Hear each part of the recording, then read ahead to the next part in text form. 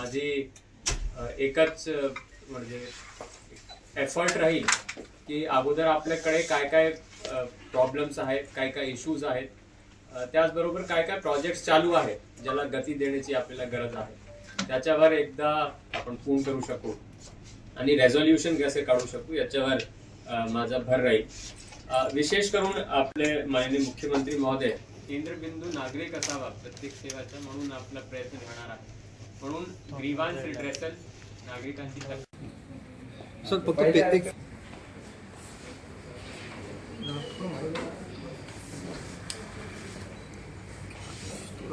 हात पुढे मागे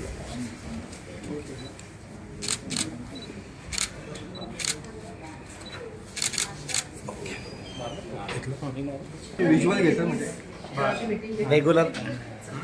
रेग्युलर आम्हाला लागायला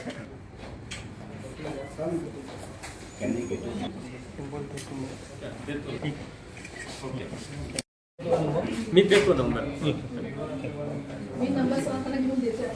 आणि ते आपण फ्लोट करू एक नंबर ऑफिशियल नंबर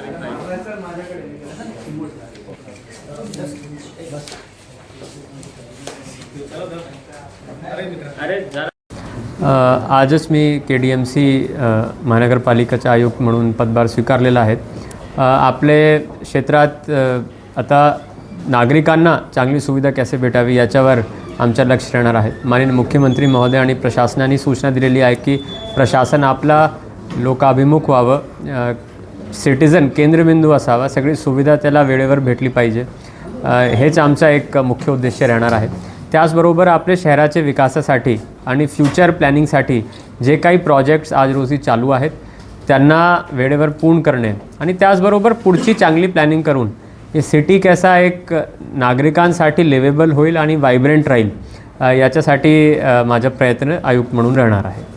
आपल्याकडे आता काही महानगरपालिकाची शाळा आहेत, तिथे इन्फ्रास्ट्रक्चर मग क्वालिटी ऑफ एज्युकेशन या दोन्ही गोष्टीवर पॅरलली काम करण्याचं माझा मानस राहील, जेणेकरून तिथे जे मुलं मुली शिकतात त्यांना दर्जेदार गुणवत्ता शिक्षण कसे भेटेल। त्याच्यामध्ये काही टूल्सही आपण घेऊ शकतो, डिजिटल एज्युकेशन आहेत, विविध प्रकारचे आजकाल टूल्स आहेत we can use for improving learning outcomes. आणि आरोग्याचे पण आपले काही प्राथमिक दवाखाने आहेत, UPSC त्याला बोलतो, आणि काही टर्शरी म्हणजे उच्च दर्जाचे हॉस्पिटल्स आहे, त्या ठिकाणीही गॅप ॲनालिसिस करून कुठली काय काय कमतरता आहे, मग मॉडेल हॉस्पिटल्स किंवा स्मार्ट हॉस्पिटल्स आपण त्या ठिकाणी निर्माण करण्याचा प्रयत्न करू।